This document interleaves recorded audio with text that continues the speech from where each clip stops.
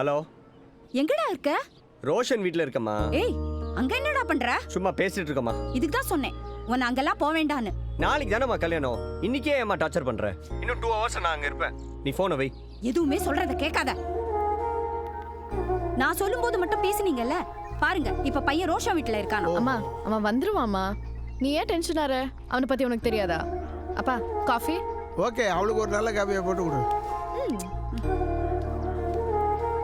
டேய் மச்சான், சித்திக்கிட்ட இந்த பணத்தை பற்றி கேளுடா. கேட்குறேன்டா. டேய், எவ்வளோ கஷ்டப்பட்டு அந்த பணத்தை கொடுத்தேன் தெரியுமா? எப்போ கேட்டாலும் பணம் இல்லைன்றான். கேட்கலாம்டா, இரு.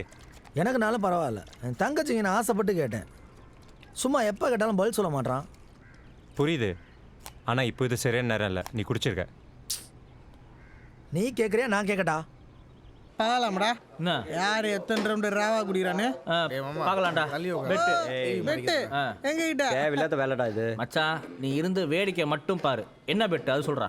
டேய், இங்க இருக்கிற எல்லாருக்கும் கல்யாணம் முடி வரைக்கும் நீ தான்டா செலவு பண்ணும். டேய் ரோஷன், நீ வாடா, ஏதோ பெட்டு கட்டு விளையாண்டுருக்கானுங்க. எதுக்குடா இதெல்லாம்?